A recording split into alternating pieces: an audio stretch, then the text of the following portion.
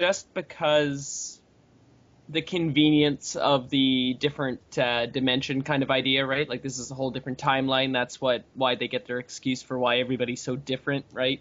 All the different hookups and that. But I think that was a little bit necessary because if you wanted to start doing some more modern ideas in that, you had to put it in a different universe if you were going to be using those same characters. So, no, I really enjoyed it. I think they did the series some great justice and everything. I am a little frustrated by the fact that they are just movies, because always before that Star Trek the movies would be based off of the TV show. And I think these actors and characters would make a great reboot to the old TV show. But you guys are clearly joking about something in the background that I don't know about. But I really do. I do wish there was a new TV show. Oh my God, what the hell is going on? All right.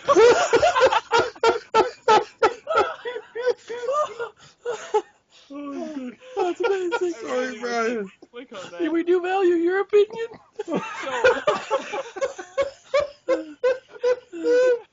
That's good. That's a weird link. Where do you find something like that? Yeah. Sorry. So Star Trek. Yeah, you were talking about the show. Yeah, I'd love there to be a new show because that's my favorite way to watch Star Trek, right? Like I like these movies and everything, but an hour-long show, I gotta close this freaking link right now. An hour-long show would be the perfect place to have Star Trek. Like, I really am missing that. Like, they need to bring that in for me to really enjoy this thoroughly. Because all the Generation movies were great. Yeah, the old movies that extended the old Star Trek series were okay. Some of them were really good, though, and, like, iconic moments came out of them. But I think you need to have both going at the same time.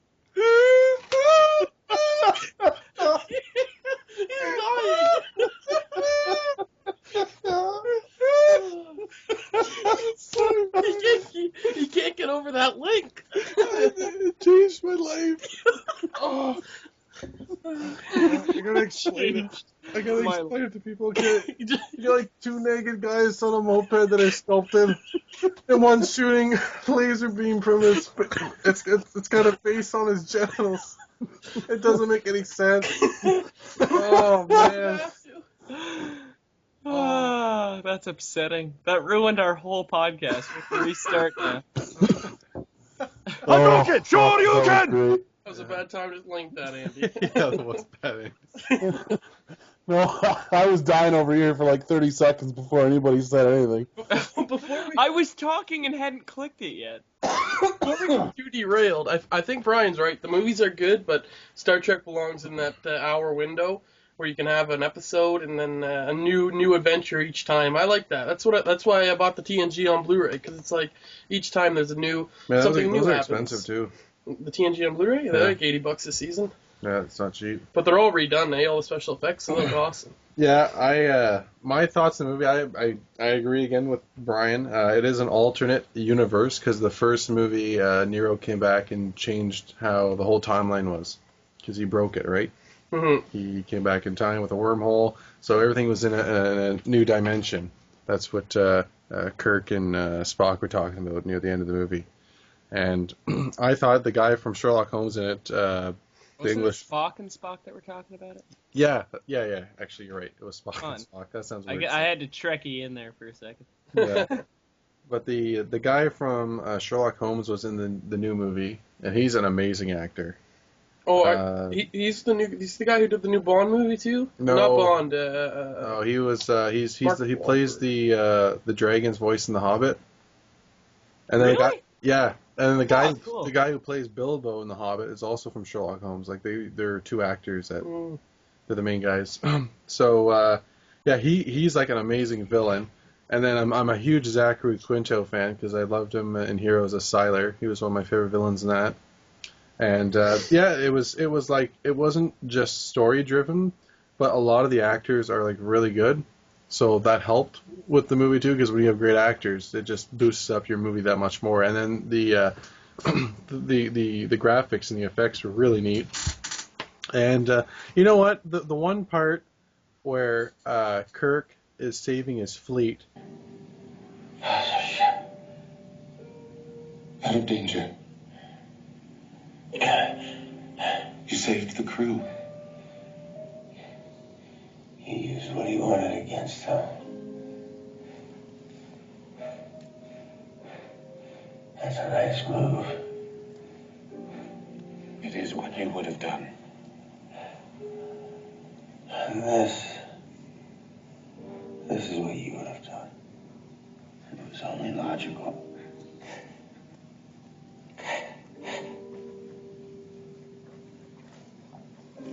I'm scared, Spock. Help me not be.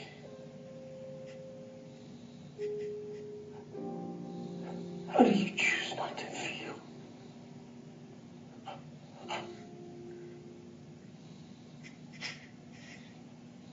I do not know. Right now I am failing.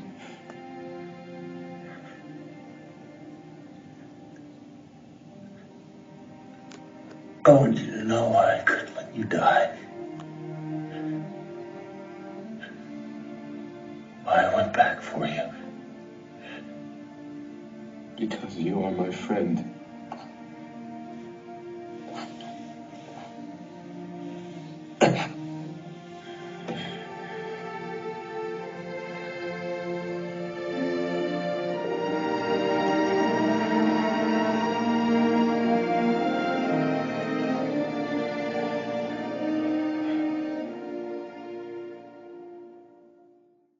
And because the core for the hyperdrive system or whatever, he had to kick it in. In the original movie, Spock is the one who does that and sacrifices his life for the better of the group. But Kirk does it, and it's like, you know, you can be like the hardest person in the world, but you'll feel that. There's something. I cried. I'm not ashamed to say I cried both times I saw you. that. Yeah, it just grabs you as a man or a woman, and it just shakes around your innards, man. It's and those are just two good actors that just work it and they grab the audience. And like, I take my hat off just for that part alone. To build the whole story, and it felt like it built to that whole moment, and then it got even like better after that too.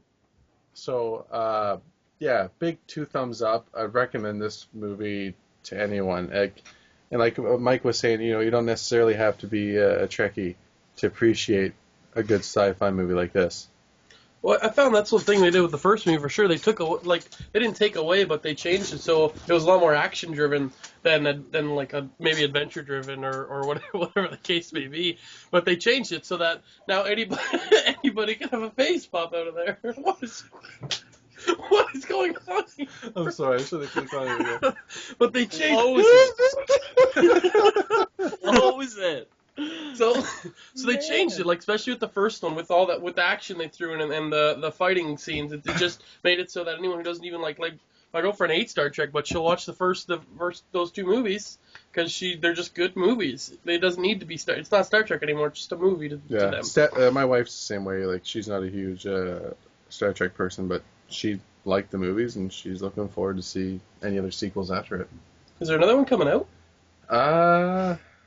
Oh, there's got to be. Whether or not it's been publicly released, they have to. Like, it just makes so much money for them. It's such a successful series. Like, I have zero doubt that there's another one coming, unofficial or not. Like, there's one coming. It's going to be a while because J.J. Abrams is doing the Star Wars ones right now. That's right. So he's pretty much booked full time. I'm sure he's getting paid well to be booked full time. Move it along. Like, I don't know if he is the reason it's so good, right? Like, I think he's a huge part of it. That guy's got vision. It's just like director of Avengers too. I got a lot of respect for him. Josh Whedon, right? He did the first one. Yeah, he did Firefly too, and he did some other stuff. He did Buffy the Vampire Slayer. Like, he's done good he's done successful. Speaking of Star Trek, that's where he comes from. Yeah. That's funny. Yeah. He was a redcoat, right? In Star Trek? Yeah. He died, didn't he? I think you might be confused. In Star Trek TNG, he was this kid. I forget the kid's name, obviously, because I'm on the spot. Brian, you must know his name in TNG. I already told you I'm not actually a Trekkie. Was his name Ethel Mertz? Was he one of the 3 cadets that were in with Wesley? Was that what it was? Oh, he was Wesley, I think. Oh wait, who? Who are we talking about? Josh Whedon. Oh yeah, he was Wesley. Sorry. Yeah. So he was just the kid who did amazing things. No, he did a great job on the show. Like for his age, like he started fairly young. Oh yeah. I meant his character. He just did amazing things on the show from time. Oh yeah, they referred to him as the Mozart of like physics based things, and he went on in the show to become like he was the first evolution into humans becoming into a higher level of existence, like almost like an energy type existence. He was the first human that was able to transcend into this higher, like going from one-celled organisms to multi-celled organisms to amoebas to walking creatures. He was going to that next step in being like an energy-based being. Yeah. Being able to shift, like see time and space on a whole different level. That was what Will Wheaton's character was. He always annoyed me. Now not the truth the best is of out. actors, but Not just his whole personality. Even when I see him on Big Bang Theory, I'm like, I don't like you. All right, we're gonna have to keep this for another subject to talk about some other time. Yeah. But yeah, so in as a whole, we all really enjoyed the movie, and we're going into our next segment. Cell phone app of the week. And this week it is Appy Geek. I use this. I'm not sure if any of you guys have ever used. I do as well. And you use Since Appy you Geek? told me about this when we planned to do this episode about 3 or 4 months ago. Yeah, 3 years ago. When I just hit puberty. I'm just hearing about this today. And did you ever use Appy Geek on your phone? All the time. I love it. Yeah, It's a great app. sick. Mostly, I guess, for me, it's, how do I explain it? It's kind of like my morning news. Yeah, it's Like- news that we actually care about. Yeah, Set like on it's, the can, click the app. it's just like, I mean, okay, I'll be honest, the app itself's kind of a little difficult to navigate, but I like how, just out of nowhere, usually at night, it'll just kind of, send you this little message that says Sony's expecting such and such, and then there's a little blurb about it, and then you can sort of just go, oh, this is interesting, and I get to read a little bit of information about it. It'll And play. it's just little tidbits all day, every day. And Yeah, it's it'll- legit news, right? Like it's from reliable news Yeah, sources yeah. mostly. That's Yeah. what I love about it, is that it's reliable news sources. Like they'll have a thing about Sony, and you'll click on the little news tab, and it'll actually be Sony's website that's talking about it. Like Yeah. that I really appreciate, that they don't just put up some idiot's blog that's saying, talking like we do about stuff we don't know about. Exactly. Well, the cool thing with it too is that if it's like huge news, it'll like play some sort of like little tune, like it'll like notify you. And Xbox has screwed everything up. yeah, dun dun dun, dramatic answer.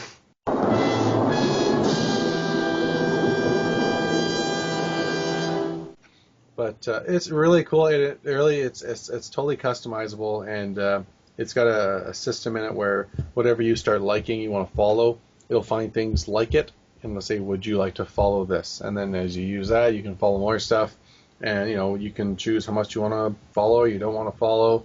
Yeah, I like that filter system. That's pretty cool. Yeah, there's a lot of tech, like just IT stuff and hardware I follow, and networking stuff, and there's some gaming. But Yeah. I'm just more into that sort of aspect. If I want to read up on games and stuff, I'll just go on Google or IGN or whatever. But it's a free app. It doesn't matter, if ever who this person, you don't pay for it, period, and you don't get anything more than anyone else. It's just everyone gets it. Everyone has everything unlocked to them. Download it. It's got over 5 million downloads, and I know it works for sure on Android. I'm assuming it'd be on Apple too. Yeah, I don't know. It works really well. Yeah.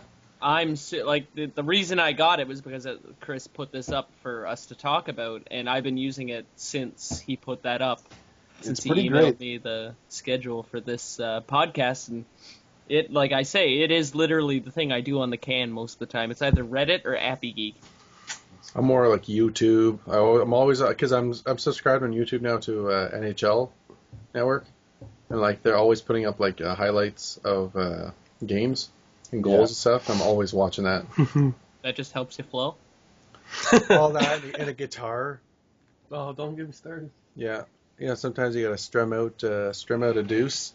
Oh, there it is. Whoa, You boy. didn't need a guitar That was for Mike. that. That was Mike. So our podcast just hit a new level.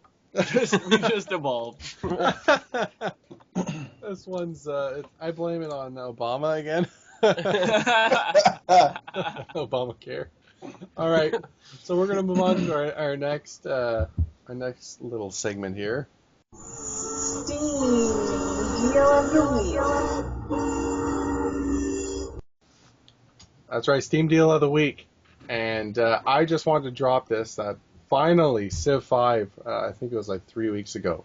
Went on sale for $12.99. That's and it so was useful to everybody. It was the gold pack. No, it's because remember you and I were talking about last episode how we didn't buy it. Oh, no, I did. I did. I bought did. it on sale in the summer sale. And then I did it, and I was upset about it. Yeah. Because I was too cheap. And then it finally went on sale again, and I scooped it up with all the expansions, and it's a really fun game. Well, now that you have it, now that I know that, we gotta set up a game going here, multiplayer. I don't know how anyone could run this game like not on an SSD though, because the loading times can be pretty horrendous. So if you don't have a solid state drive, prepare to wait a bit. Unless you have that's pretty much the bottleneck. Like you have to have a good processor. So I'd probably say at least an i3 to an i5, 8 gigs of RAM. But the loading time, I actually had to wait for loading time on my solid state drive, which I figured, Really? yeah, which was kind of odd. But I I don't played really have huge issues with it. I'd have to see it. I play huge games, so I don't know how many people you have and how much LAN and stuff you play, like how big your maps are. Yeah. Because that also affects your loading time. Yeah, and it's surprising, too, because of what the game is, right? Like, sure, there's a lot of things going on in the game, trying to do, realistic interactions, but a lot of the stuff is, I assume is dice-based, whether or not this works, or whether or not this country makes this decision. Where is all that loading coming from? Yeah, it's just a bunch of, it's polygons and all sorts of different things, so.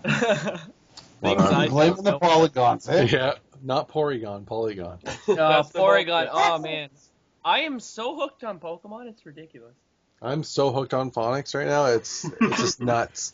I love how you're still hooked on Pokemon. That makes me so happy on the inside. I got just to update everybody, I got Pokemon X and Y. My buddy Josh out in Vancouver has now talked me into going competitive. So I'm getting into that hardcore world. I have caught 24 of 25 Dittos to catch all of the different natures. I'm going to breed the different natures into my Pokemon and, start my team up. This is like dirty talk to me, you know that, right?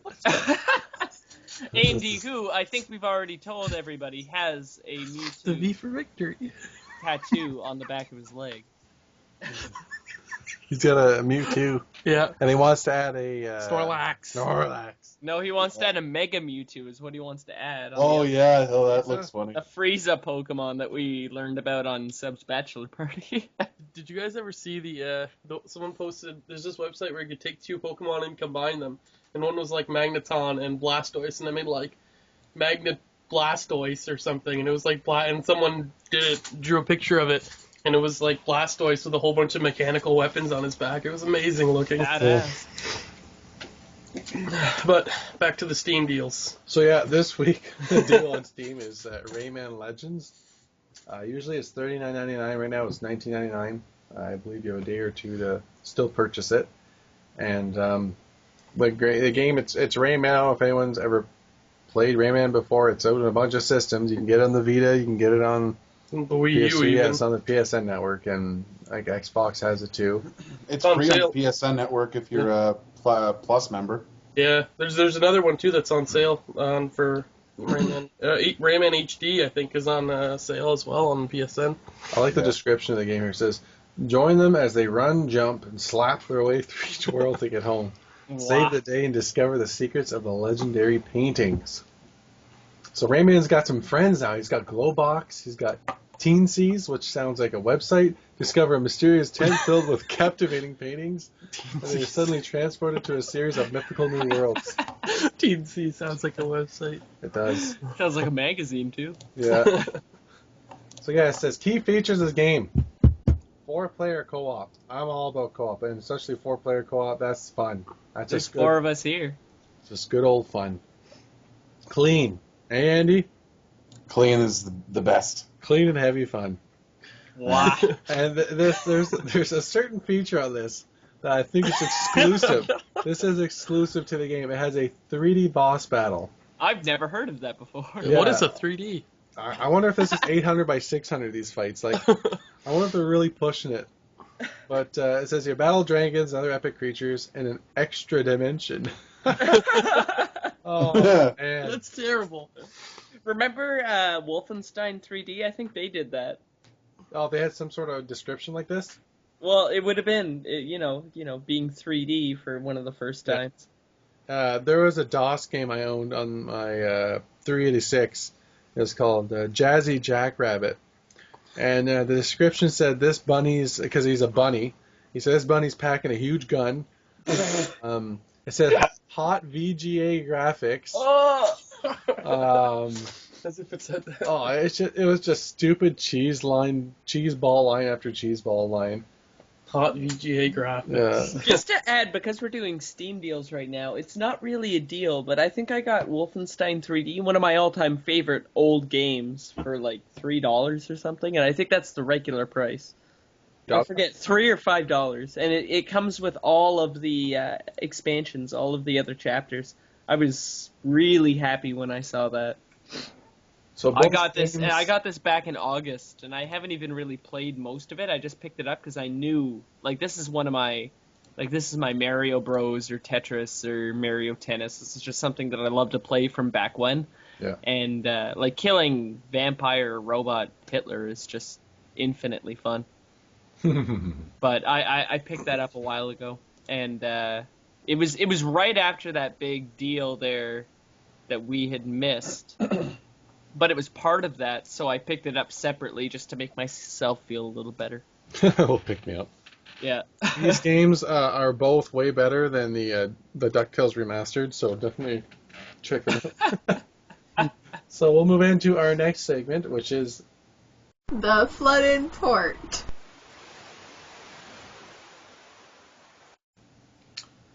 yes, the flooded port, and we've got some pretty cool links this week that we sort of pulled together.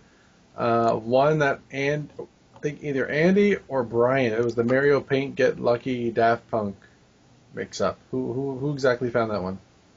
I think that was Brian.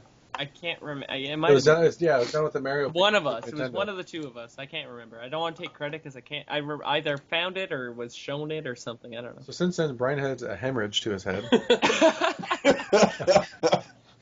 No, that's just my regular memory. I just don't remember things like that.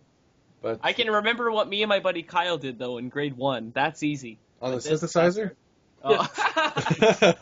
When I was Outside of 15, the 16. when they were both 15, 16, sleeping in a car together. Actually, that's a funny story. No, I'm not going to get into it. No, bad idea. No one wants to remember when they were 15. I teach at a Catholic school. Yeah. I had to sleep in a car with Mac and this other guy named Troy one time at Highland Games, and it was like, because there's 3 guys in one small car, it looked like a Titanic scene in the morning. It was like no clean air. It was like so dry. Soiled. It was like it was like spit, mucus, everything was extracted from my body. I could barely breathe. Everything, eh? Oh, I was terrible. I opened the door, I'm like, oh man, it was like that. It was terrible. But anyway, so the Mario Paint it's pretty cool. You got to watch it. The old Mario Paint game for the Super Nintendo. A lot of people do some funky stuff with it still on YouTube. Thank God. I had that game when I was a kid. I remember my dad coming home with that game. It was one of those random games. My dad liked to do that sometimes. Just surprise me as a kid with a toy or a game. Just, no birthday, no Christmas, nothing. Just, here. Oh, I did something nice for you. And he brought that Mario Paint home, and I played that like crazy. I don't even know why. Like, that game had so many different features in that, I guess. We should do that as a retro game someday. It would be fun. It had a lot of mini games and little stuff to it. Like, yeah, the fly swatting game. yeah. Oh, that was the best. That game was so fun. And I played with the music game in it and couldn't do anything with it. Later became a musician. I wonder what I could do with it now. I think that's something I need to look into. I need to go get me a copy of Mario Paint now. Being one of the, my dad, the guy who I just praised for, getting me these games, also gave all of my Super Nintendo games away when I was about 16. 15, 16. Right before you played the synthesizer. Gave them all away to some kid who didn't really have very much. He only had a mode module. He didn't deserve them. Because I appreciate in everything a kid that a Casio thinks guitar. Parents didn't have a lot of money or whatever, but come on, those are my Super Nintendo games. I'm still trying to recover from that. I'm still trying to get some of my games. F-Zero Racing was one of them. Mario Kart was one of them. Mario Paint, Aladdin, all these great games. Jurassic Park, they're all gone. I'm still... You are scarred from that. That's yeah. I'm upset. Think about how happy that kid is. He has all your games to this day. If you're listening to this right now, I him. forget Aaron. His name was Aaron. I babysat like 2 weeks. You did some PI work. You found out his name.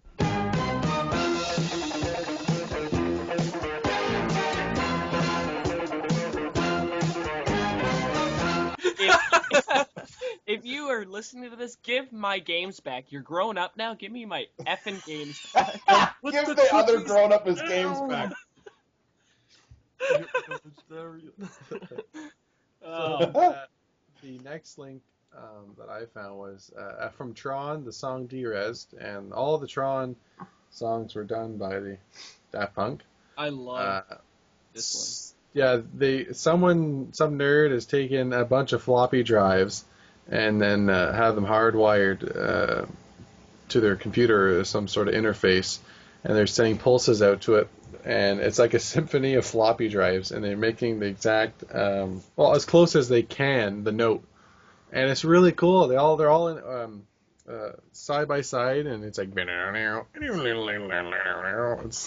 really cool. It is amazing to watch. The guy does Game of Thrones as well, the intro. So like do do do do do do do do do do, and that it's really cool to watch. We're gonna have obviously all the links again in our description. If we remember this time. If we remember, this is true, and we'll also put the color of Sean's girlfriend's hair in the description, just for all the listeners, because it's pretty. I have a certain GIF for everybody as well. Oh, we can't put that up. A lucky listener will get a lock of Chris's hair. Yeah. Oh, It's my chin strap. So Andy found this second last one, the Super Mario World Overworld theme a cappella, and he was addicted to this link for a while. For a while, and it just goes on forever. Oh, I listen to it a lot. Is it like 5 hour saxogram? Is that what it is like? It's this guy that does like eight or 9 or 10 different tracks of himself, doing all of the theme songs to, like all these old great games. And he still does them. Like, he's still updating his channel constantly. Like, I looked in it, I think it said like 5 days ago, and then 1 week ago. He's doing it all the time. It's pretty amazing, right? He's really good. Like, I've been listening. I listened to quite a few of them when Chris sent me the link, or Andy sent me the link, and I enjoyed it thoroughly. And today after a while I'd forgotten about it. Today talking about the podcast, I went and listened to some of them again and some of the new ones, and I was so impressed. He uses some weird effects in that like make him sound better than he really is. Yeah. But putting that aside, he makes some very entertaining videos that I think most people who love video games would love these. Anybody our age would love these. And he's entertaining. He makes 52. funny faces while he does his YouTube videos. He dances with his cat, which, you know, cats are stupid, dogs are better, but still. Yeah. He entertains you while he does it, and I like Up for props to him. I shits. think he's one of the more talented, successful YouTubers out there. Yeah, for a one-man show, he does a lot. Absolutely. And I snuck in this last link. I've watched this video probably 5 times today. It's And amazing. it's Jean-Claude Van Damme on these 2 Volvo trucks. It's a Volvo commercial. And he's like, my legs have been engineered to defy gravity. A pair of legs engineered to defy the laws of physics. And these trucks start pulling away from each other. And he's got his 2 legs stretched right out on the side mirrors of each truck. And man, it looks so painful. And it's real. You can see the wind blow his shirt. And you can see the pain in his eyes. Yeah. And it's got like, it's so funny because it's funny, but it's got the most artistic feel and music to it. But at the same time, it's funny because it's Jean-Claude Van Damme, right? It's like you see his World of Warcraft commercial. I am Jean-Claude Van Damme. Je suis un mage. Just so you imagine. So, anyways, I'm gonna put that in a link too. It's pretty funny. And we're going to move on into our next section, which is The flicker. the flicker. That is correct. And so Brian found a picture. Oh, there it is. It's the same one we were laughing at earlier. You're a mean person, Brian. What? This is, I'm trying not to laugh again. It was a good picture. This movie we're talking about, The Flicker, is actually, this is Brian's territory, because Brian actually read the book of this movie, called The Ender's Game. And what caught my attention when watching the trailer immediately was, oh man, it's Han Solo. Yeah. Harrison Ford. I'm like, he's back. He's going to kill Greedo again. I'm like, no, it's Ender's Game. They know our strategies. They've learned our weaknesses. And the alien attack nearly destroyed us. That must never be allowed to happen again.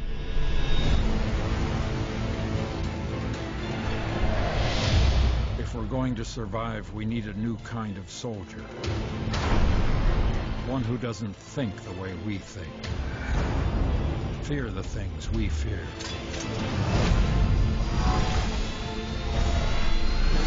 One the enemy would never expect. We need minds like yours, Ender. You'll be the finest commander we've ever trained. So I'm not the first? No. But you will be the last. I'll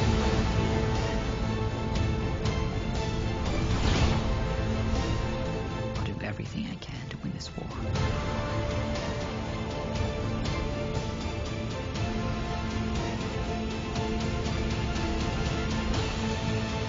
You really don't see them as children, do you? If you succeed, you will be remembered as a hero.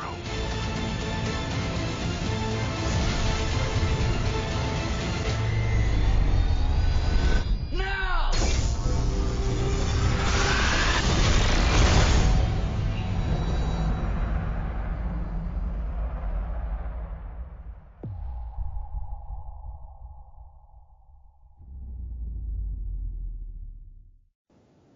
But yeah, Brian, if you want to just give a background of what Ender's Game is about, and just briefly. Okay, I'm afraid for spoilers in that, but basically Ender's Game is about a young boy who's a super genius. He's extremely smart, and they recruit him to join the military, a military set in the future. And he is intended to, he's trained to fight this alien race, right? So other than that, I don't want to give too many spoilers as to what happens and what, like, there are a lot of twists and turns. It's a really exciting book. The first one is all I've read. We were actually talking to a good friend of Chris and Max there, Mac. Good friend of Chris and Andy's. Yeah, there we go. Mac. I'm sick, by the way. Did everybody notice that yet? Yeah, my nose is completely blocked. sound a My little head is up sick. my ass. But anyway, Ender's Game, I read the first book this summer, and I found it absolutely fantastic. The reason I read it was because I heard about the movie, and I've always wanted to read the book because it's always on the list of best science fiction books. And I do love science fiction books, and I just never gotten around to it. So this summer I picked it up out of chapters, read it in probably, I don't know, it was like a day. I was so excited by it. The whole evening I just read and read and read. One of those books, right? And it just keeps it keeps your excitement level up. It's very science fiction. Like, there's a lot of cool ideas. Like, I find the best science fiction books are always the ones, or movies, the ones that give you new ideas, right? Things that haven't been thought up of before, which is getting more and more rare as time goes on. Like, Star Trek was very, groundbreaking when it came out, like all sorts of new ideas, the transporter going at warp speed, visiting alien worlds. Not a lot of people had thought of those ideas before, like just the communicators being what led to cell phones, right? Things like that. And Ender's Game has a lot of ideas more related to the military side. So if you're not really a military excited person, it's not going to appeal to you as much. But I think most people who like science fiction assume that military features come with it, like Star Wars and Star Trek. There's a lot of military aspects to it. This one is almost completely focused on military and politics. Yeah, it seems like a lot of strategy based for the children. That's 100% what it is, right? Like, Ender is a tactical genius, right? That's what he does.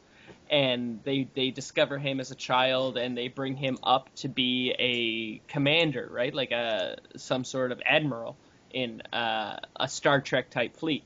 Mm-hmm. That's kind of the idea. So he puts together such a great story about it. I'm excited to see the movie. I haven't, I'm excited to see it, but I'm almost afraid that they're going to miss the idea, because so many of the ideas they come off so well in a book. They're things to think about, but it wouldn't translate to something exciting in a movie. That's what I'm afraid of in Ender's Game, the film version, because you can't just sit back after reading 2 or 3 chapters, stop, and think about what you just read, about how maybe there's ideas about children getting affected by outside influences, about how whether or not it's right to have child soldiers or this isn't a child soldier exactly, but it's the same kind of idea. And there's so many different things to think about that I'm afraid that the movie is not going to give you the chance to think about it. It's going to throw all the action at you and all the drama at you, but it's going to miss, I think, a lot. That's the only thing I'm afraid of. I'm just going to read the quick summary for it. So Ender's Game, 1985, is a military science fiction novel by the American author Orson Scott Card. So, like Brian said, set in Earth's future, the novel presents the imperiled mankind that has barely survived in 2 conflicts with the Formics, or buggers, an insectoid alien species. So in preparation for an anticipated 3rd invasion, an international fleet maintains a school to find the trained future fleet commanders. So the world's most talented children, like we were saying before, including the novel's protagonist, Eder Wiggin, are taken to a very young age to a training center known as the Battle School. Their teachers train them in the arts of war through increasingly difficult games, including ones undertaken in zero gravity in the battle room, where Ender's tactical genius is revealed. Ooh. And Han Solo. Sounds juicy. Yeah. So yeah, this looks like a pretty cool movie coming out. I'll definitely check it out. It's not going to be one of those movies where I'm going to go on cheap night. I'll actually. It sounds like a decent. Yes, you will. Yeah, Harrison Ford's in it, Andy. Come on, stop it. It's true. Any horse. Any horse. I too is sick. Oh, I can't even say. I am. I too is sick. I2D2. I too are sick. I too are sick. R2, fire up the converters. So yeah, that's just from looking at the trailers that I've seen in the theater, it didn't look that like someone who never read the book or doesn't know anything about it. It didn't. The trailer at least didn't pull me in. It didn't look anything special to me. Like I said, I've never seen anything about it or read the book or heard anything about it before this trailer, and it didn't. Yeah, I'm the same as you. It didn't look anything fantastic. I saw Harrison Ford, but Harrison Ford movies lately have been flops. And I just thought, it looked like another movie. Maybe it's tailored because, like Brian said, maybe because the book has such high praise, and a lot of people who read the book may be looking at this movie, but someone who has no knowledge, it didn't grab at me, To not talk about the movie at all, I say go read the book, regardless of what the movie is. Go read the book. I think at least all four of us, it's our kind of book. It's a great book. For nerds or not nerds, it really talks a lot about social issues and that in a really exciting way. I think anybody should really pick up this book and just go read it, because you'll definitely be entertained, and a lot of great thoughts are going to be put into your head. It's educational. It's all sorts of things. I would love to do this in an English class. That would be a great place to read this book, because there's so much to talk about when it comes to the book. The movie, like I said, not 100% sold that it could be a great movie, but Harrison Ford could surprise me, blasters, whatnot.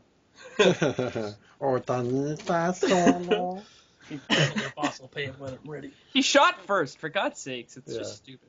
All right, so we're going to zoom through our next topic, which is group discussion topic. So since our episode is running pretty long, we're going to have to be kind of brief. We have 3 topics.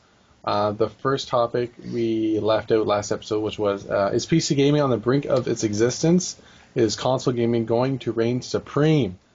Andy, lead the way on that one, bud. Just jam her home. Oh man, I'm not that much of a PC gamer, so it's kind of biased. I'm a huge console fan, so you kind of know where my loyalty sits. But I don't know. I guess it's all about comfort, because I literally talked to who was it? The Subway guy. I went and picked up a sub. He talked about Pokemon, so he plays the console handheld, so he's a fan of that. And then I'm like, okay, cool. So are you getting the PS4 or the Xbox? He goes, nah, neither of those. I play PC gaming, and I was like, okay, because I don't know. I'm the opposite. I don't play any games on my PC. It's all about my PlayStation 3 right now. So, is it dead? Probably not. There's always probably going to be a following, and not really a following, but there's just always going to be people who prefer to have the mouse and keyboard over, and the possibility of having better graphics and just more of your own control over it than what you're limited to with the console. I think there's going to be less games coming out on PC. Oh, absolutely. I completely agree. More targeted towards consoles. It's always been like that. It's just it's been a slow process over the years. PC gaming was dominant in the beginning. Let's look at the EB Games. Remember the PC section at the GameStops and EB Games? You got to remember, too, a lot of computer gaming now is all digital. Look at Steam. You can download almost any game under the sun. There's even Final Fantasy VII on Steam now. You can go download an old console game on Steam. And like Brian was saying, he goes back and got his favorite game on Steam. You can go get anything on there. And there's not only Steam. There's another one that my friend Jude told me about that has old games on there too. I downloaded the game off of that. And there's a whole different digital market out there that is sort of being utilized with PSN and Xbox Network, but not nearly to the extent that Steam does. Yeah, they're king right now with that. I do a little bit of both. I mostly do console gaming. That's where my loyalties lie, like Andy. But since at Christmas time, Boxing Day sale, I got a decent computer for the first time pretty much in my life, where I had a computer that can run current games, and still can. I'm pretty happy with that. I've downloaded a few games, like I talked about already, Civ 5. I got a few others. I I'm not used to playing on PC for games. Like, it still confuses me a little bit. I remember when I picked up Minecraft, was my first one in years, it gave me a really hard time because, moving around with a keyboard really threw me off because, The jumping since actually Halo... got me upset a bit with that game too. Really? Yeah. It bothered me at first. I got used to it though, right? Like, I've built up this new, I've learned all these new skills that have to do with PC gaming.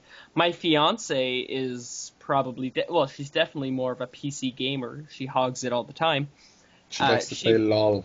LOL all the time, yeah. And her mastery of a keyboard compared to mine is incredible. Like, she's able to pick up any MMO, any other game, and she's just firing away all these, short keys and all that, and I'm incapable of that. Like, I picked up the Star Wars MMO there, the Old Republic, a few months ago to play with you, Chris, and Seb, and a few other friends, and I was just, it was like a foreign language. It was a foreign language to me. I couldn't get used to picking which, like, I needed to do some sort of move to heal myself, and I couldn't do it. I'd be killed before I had a chance because I had to think about it. With a console, I don't have to think about it, but that's just because that's what I play. It's like you say, it all comes naturally. Like, Chris knows, I started off as a piece, I started console really, but whenever I went into high school, I really got into PC, and I was constantly doing computer work with himself, or he building a PC for me or one of our other friends, and it becomes like you say, for console, it becomes second nature. You just learn that, like, to move around, WASD, and then you map something to Q, and then E, and then the letters underneath. So you just quickly press it, and Alt F4. Yeah, Alt F4. It just like you said, it's all what you're used to. If you have never played before, you're gonna have trouble with it. Just like someone going to a console, they're gonna think the controls aren't as precise or something. No, I agree definitely with that. I'm hoping more MMOs slowly go to console. The next, is it Morrowind, right? Online's coming out for the PS4 and... Elder Scrolls Online is going to go into both. Now, that's another issue that comes up, right? Right now, financially, I am completely incapable of getting a PS4 or an Xbox One. I have the wedding coming up. I cannot do it. Me and my fiance would love it. We were actually at Walmart the other day completely contemplating it, but we know we cannot because we have so many other expenses coming up. Yep. And I was talking to Chris and another friend of ours, Seb, about how they are extremely excited to buy that on console.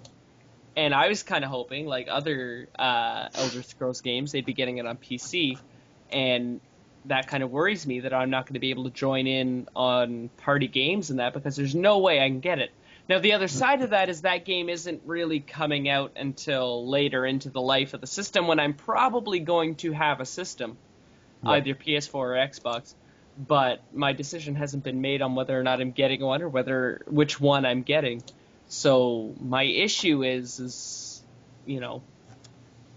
if they're smart, they'll make it cross-platform. They do that with Final Fantasy. They're not going to. There's no way they're going to do that.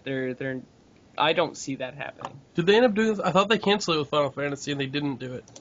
I thought they had it. It's too difficult. It's way too much for Sony or Microsoft to talk about, right? They can't deal with each other. They're just not... Except for that stupid picture that keeps popping up on the internet of Microsoft congratulating Sony on releasing their PlayStation.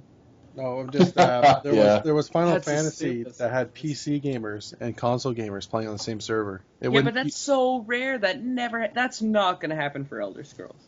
I had this conversation pretty much with a guy at work that he saw me reading the newspaper and it was PS4 little blurb, and basically he starts asking me because he's like, you're a gamer obviously, and I'm like, yep, and he's like, okay, which is better, PS4 or Xbox One? And I was like, okay, here we go.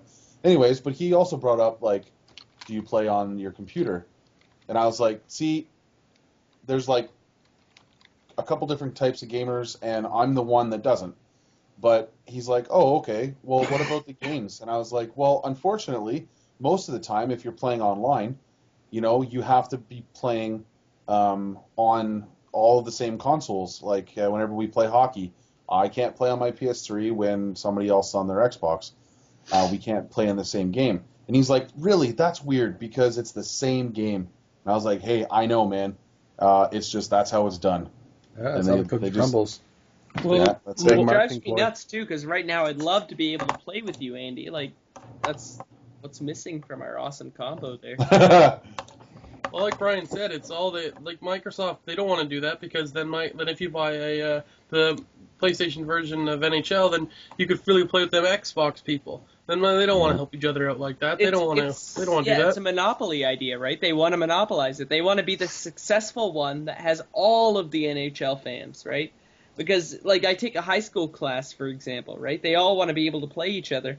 And some kids are divided one way or the other. But I find at most of the schools I teach at, because I'm a substitute teacher, one school is going to go one way, the other school is going to go the other way, because the groups of friends want to play with each other. That's the issue, right? The people who play together stay together. It's just a simple saying. Yeah, Andy. They do, Andy.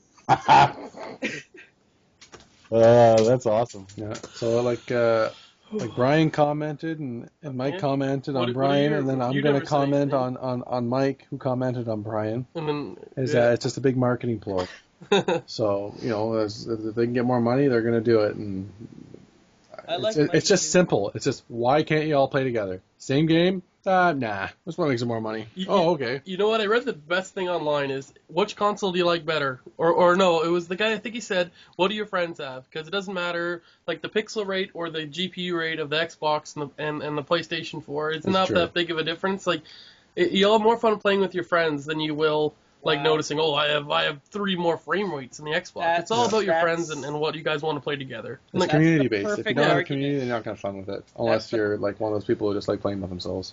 100% agree. So, this week when we were talking in a whole about PC gaming, it's slimming out. I don't think it's ever going to die, but it's definitely slimming down. If I go into any store that I used to as a kid, and I used to see 2 aisles of PC games and a lot of indie games and stuff, and a lot of those companies too, which sucks, is that they're all bought out by like Activision Blizzard or EA. You know, Westwood was like one of my favorite companies, and I used to buy a lot of Westwood games, a lot of Sierra.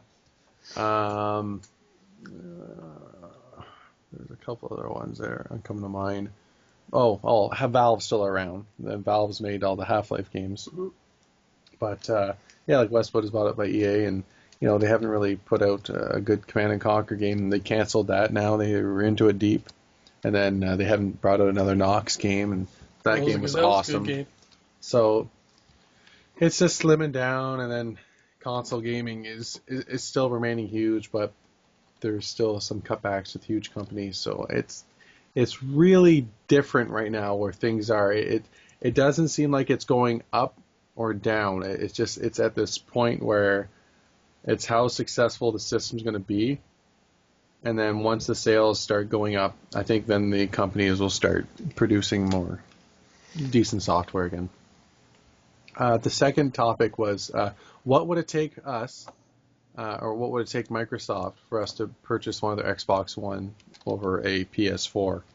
And immediately for me, it's like $100 less. I don't care about the camera, and it's like, why don't you just make your subscription fee half the price of PSN? What's the subscription fee per month for Xbox? Okay, what's PlayStation? Because it's like $54. All right, we're back on. We're good to go. We're going to go into our last segment of the show, which is personal computer tips.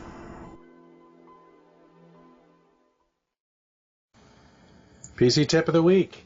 And this week's recommended program for your computer, your personal computer, is one I use to clean other customers' computers and my own of any adware and things like that, which is called Malwarebytes.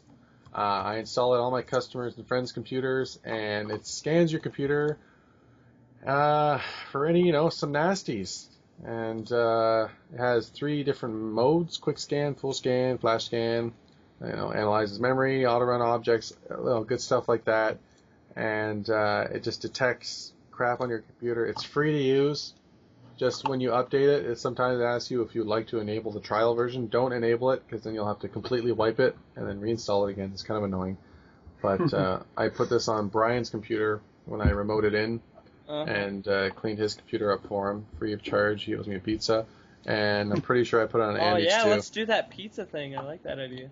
I think you put that on every computer since we met since we've done working together since high school. The greatest feeling you can get in a gym, or the most satisfying feeling you can get in a gym, is the pump. It's funny. Now, I know this has nothing to do with it, but Brian, someone's told me that you live on, like, greasy food. Yeah, sure. So you don't eat veggies? Not a lot, no. A few. Are you serious? Yeah, Andy, I'm glad you walked in this. Start pounding them, bud. What the hell? You and Mac. Yeah, I'm very similar to Mac. We'll compare me to Mac. Oh. You know what, Andy? Okay, Dan does what Mac does with chicken wings, man. He eats his pizza and leaves, like, all his crust plus a bit of pizza there. That drives me nuts. Dan does that? Oh, man. It's like there's cheese and there's meat that could easily be bitten off. Why he doesn't like the crust? No, and Mac does that with his... I went to high school with Dan. He didn't eat the crust back then. I remember he used to drive me nuts in high school. When Mac eats wings, he bites into it twice and then throws on his plate. That's because he just eats the skin and then he leaves the rest. I get so pissed. There's at least another full bite of meat on it. He's like, no, that stuff's nasty. Like,